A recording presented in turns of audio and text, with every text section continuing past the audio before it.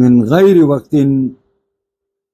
بغیر د یو وخت مقرر نه دا هم سړی کولی شي چې سړی چا سره معاهده کوي او معاهده کې ورځې یا میاشتې یا کلونه متعین نه کړي نو دا هم جایز ده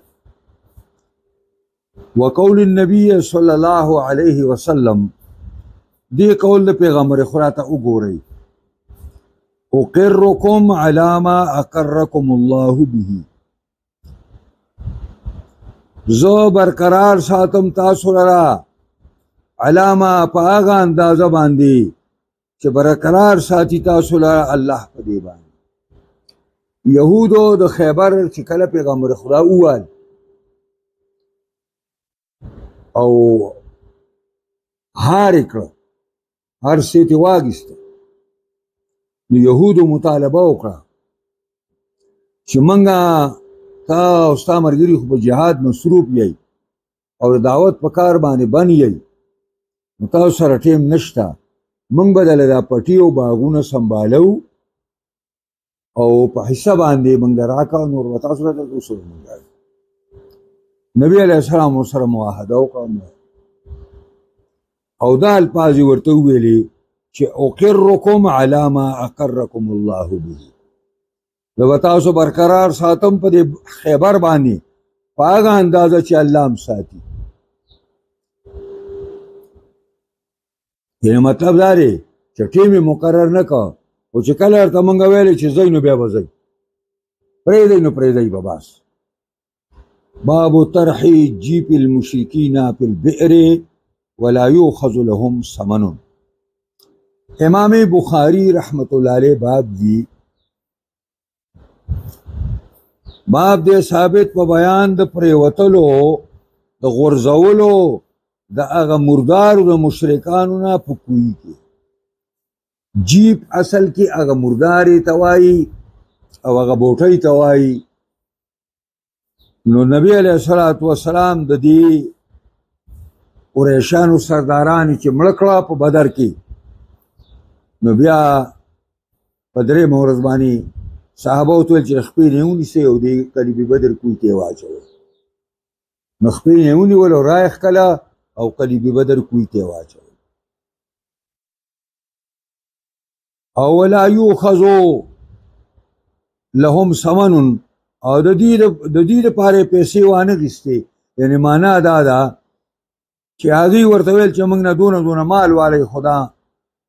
مردار منګه ته حواله کوي پیغمبر خدا صلی الله علیه وسلم ورته الله مردار ته نه حواله کوي دا پدې کې اشاره ده الی حدیث ابن عباس ان المشرکین ارادوا ان یشتروا جسم رجل من المشرکین مشرکانو کې بعض مشرکانو جواب راولېګو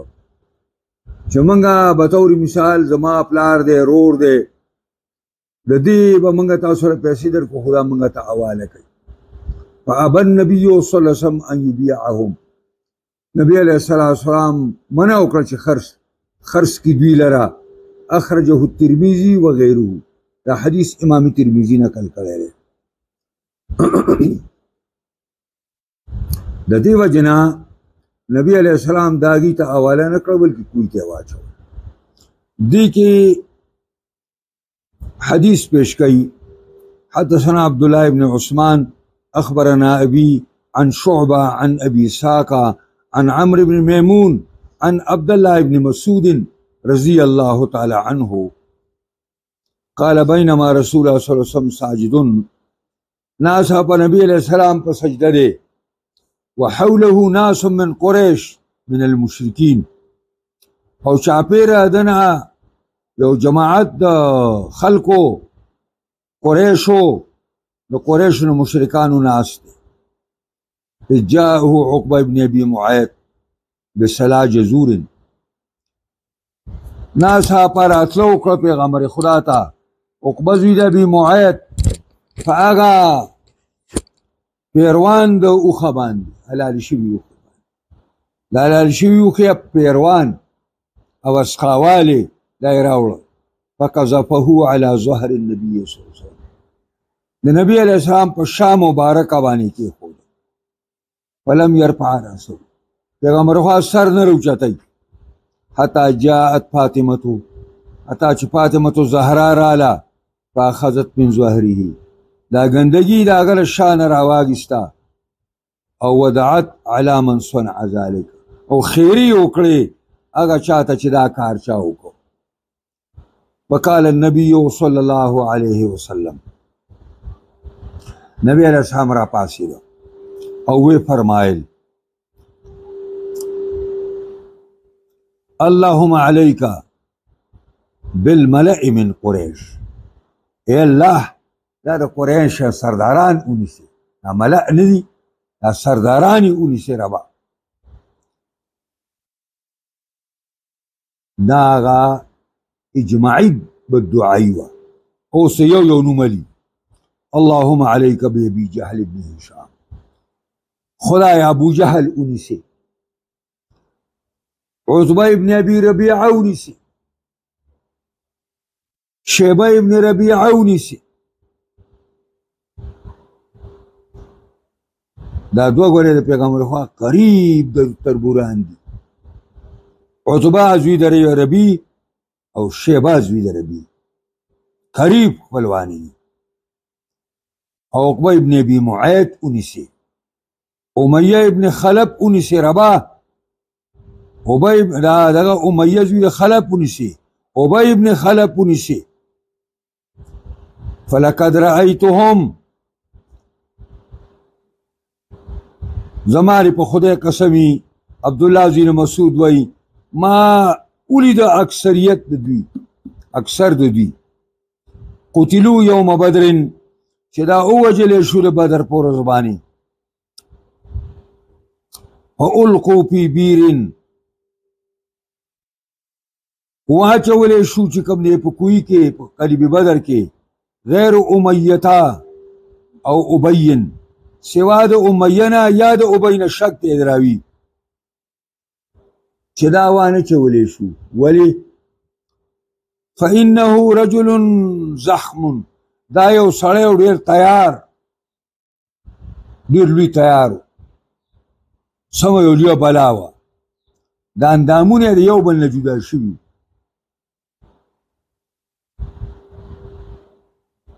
نو فلما جروه، کله چې صحابه او د لتې نه ونیول او راښکلې، نو تقطعت اوصالهم، اندامونه یې ووهه بیل بیل، لاس به یې رانیو لاس به یې ترې راوته، خپه یې رانیوله خپه ترې راوته، ډېر روست و. څنګه چې د عقیدو رستوره ده اوسه داسې چې کوم دی بدن هم روست شوی. فلما جروه، کله چې راښکلی کویې ته، نو تقطعت، نو تفرقت، جدا شو اندامونه ده، قبل ان یلقا، پخوا د هغې نه چې کوی کې واچولی شي. نبي علیه السلام ویل یو کندې ته یې وغورځوه، یو شګې او خاورې پرې واړوه، یو کندې ته یې ور وغورځوه او شګې او شګې پرې او کاڼي پرې واړوه. داسې الله سپک کړه، دا ملأ وښه. د عبدالله بن مسعود ذکر را بیانوي چې دا هغه وایي زه بیت الله شریف دې ګوټ ته ناست وم، ډډه مې والې وه چې پیغمبر خوا سره کم کار کېده، دا ګندګي پرته وه، خو زما وس نه رسوي چې ما لرې کړی دی. فاطمه زهرا راله و هغه یې لرې کړه.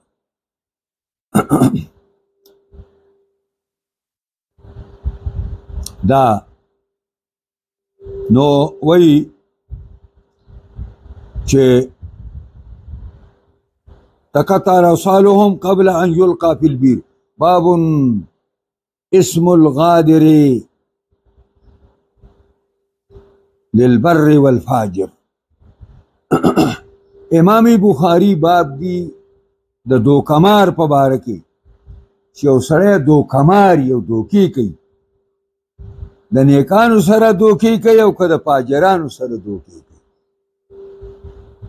پوهېږئ په دې باندې دوکه خو پېژنې غداري څه ته وایي. ته ما سره لوزنامه وکړې او په هغې کې بیا زما سره هغه کار نه کوي چې د کومې لوزنامه تا ما سره کړی. موږ ډېر جنتیان خلک ولیدل چې موږ سره یې څو ځله غدر وکړو، څو ځله، یو ځل نه، سو زر من سره غدر وکړ.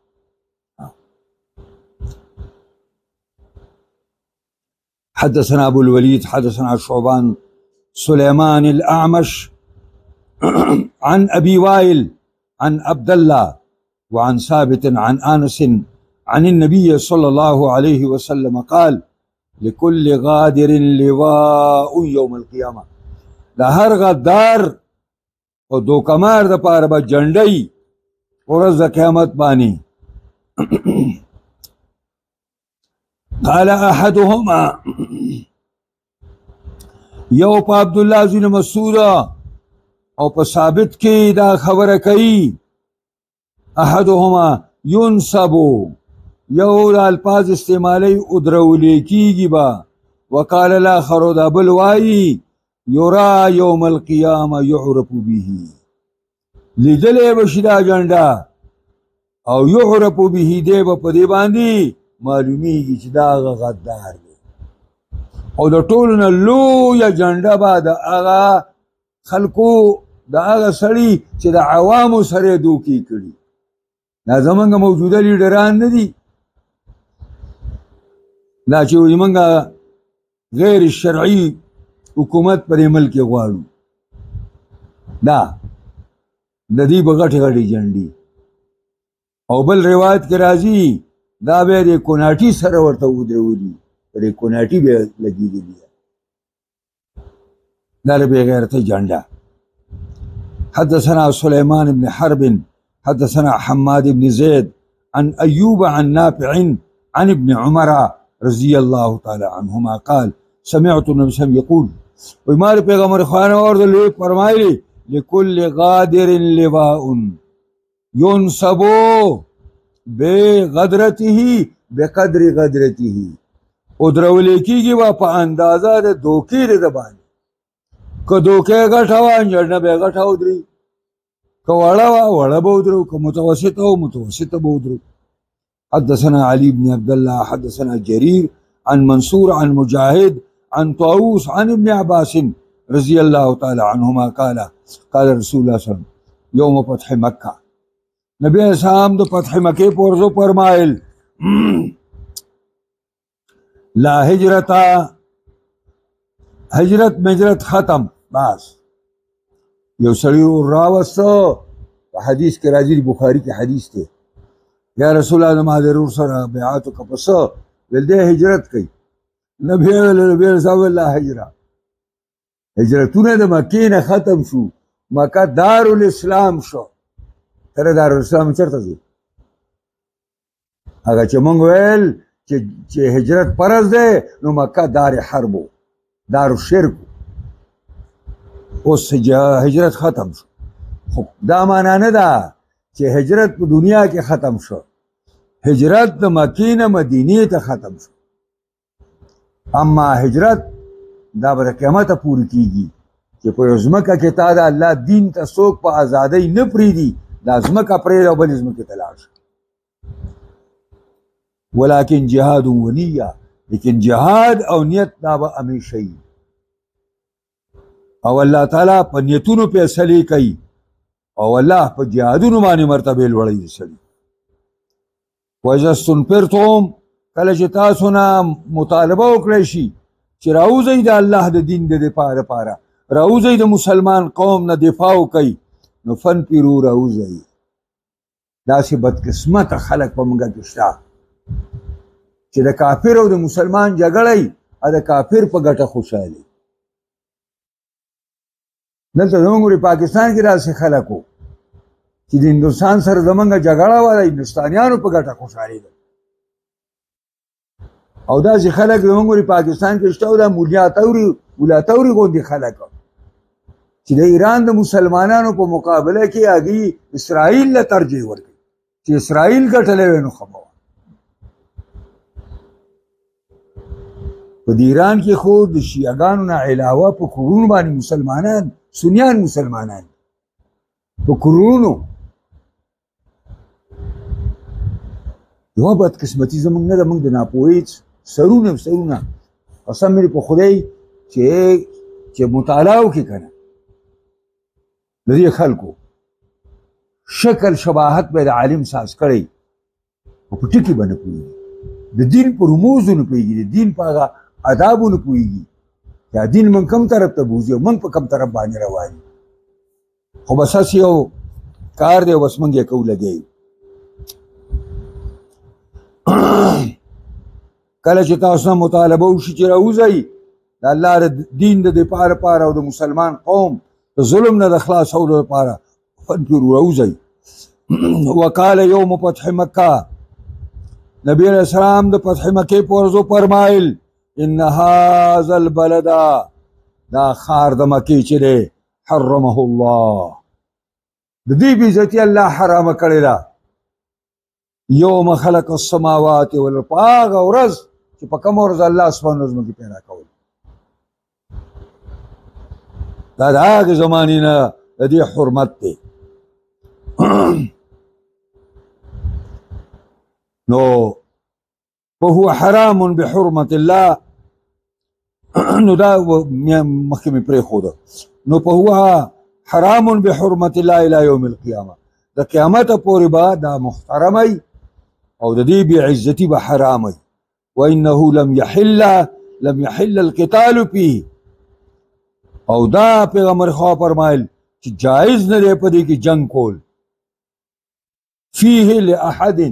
قبلي د اچا لپاره په دې کې جنگ جایز نه و زمانه مخکې ولم يحل لي او نه ما دپاره حلال دی الا ساعة من نهار مگر د ورځې یو لږ ټیم چې ما پکې فتح مکه وکړه بس نو فهو حرام بحرمة الله الى يوم القيامة دا مکه به حرامي تر قیامت پورې لا يعزد شوکو نه بشي کټ کېدلی غني د دې ولا ينفر صيده او نه بشي ترولی او پاسولی ښکار د دې ولا يلتقط لقطته او نه به له دې پریوتې شعر اوچتی څوک الا من عرفها مګر کم سړی چې هغه تعریف کوي نو خیر دی که دې لپاره راپورته کړي ولا يختلى خلاها دې واښه به هم نشي کټ کېدی وقال عباس یا رسول الله الا الاسخر مگر سرګړی فانهم لقینهم ولبیوتهم دا د مکې والو د زاینګرانو او د زرګرانو لپاره ولبیوتهم او دا د دې دغه د مکې والاو د کورونو لپاره دا سرګړی پکار دی نبی علیه السلام فرمایل الا الاسخر زدایت مستثنی خیر دی سرګړی چې ستاسو ضرورت یې نو راوړئ د دې وجې نه کومو خلکو چې په مکه کې جګړې وکړې او عبدالله زوی د زبیر رضی الله تعالی عنهما بیت الله کې شهید کو بیت الله یې مات کړ لکه حجاج دی سب علیهم علیه نو هغه دا ټول احادیث باندې خپې کېښودې عبدالملک زوی د مروان لېږلی فوج یې وله ورکړی او د هغه ګناه دا وه چې هغه هلته د شریعت اعلان کړی 15 کاله خلافت یې کړی 15 کاله او لوی صحابي دی او عایشه ام المؤمنین ته چې ام عبدالله وایي نو دا نبی صاحب ورته دا ستا بچی دی که خوری دی د خور زوی د اسما زوی دی هغې هلته شهید کړی دی نو دا د مکې معظمې حرمت دا برقرار دی دا یو وخت کې داسې نوجوانان هلکانو دا اوس هغه هلکان وی چې اوس ته لاسه کړي دی په هغه زمانه کې داسې اټې وې راغلو په حرمینو کې دا اټې ولګېدل راولګېدل هغه کالجونو او د مدرسو هلکانو هره ووته او هغې بیت الله شریف ونیو او هغې دپاره هغه دغه له بیا چل نه ورته نو بیا موږ دا د ګناهونو کار موږ دپاره ډېر اسان دې ځای نه زموږ خلک لاړو هلته چې کوم دی هغه بیت الله شریف د لاندې دغه خو هغه دی هغه ډک کړ اوبو نه او بجلي پکې ورپرېښود هغې په بجلي ونیول دا حالات دا اوس کوي، اوس هغه هلکان وي هر څه به یې بل ته راپړولي وي. دا اوس موجوده محمد کم حرکتونه کوي او کمې سمدګۍ سازي کړي، دا څه ورته وایي؟ سلیماګانې سازي کړي او د بوډاګانو دپاره چې کوم دی کلبونه ساز کړي او په صحرا کې چې کوم دی د عیش او د هغه دپاره لوی لوی تعایش دپاره لوی پروګرامونه روان دي. دا پاک ملک دی، حرمین شریفین پکې دي، د هغه ملک دا پوزیشن دی. انشاءالله العزیز کتاب و بدء الخلق به شروع کوو انشاءالله. د مخلوق د پیدا کېدلو د فرشتو دا ټول مخلوق یو مرضي او به وایي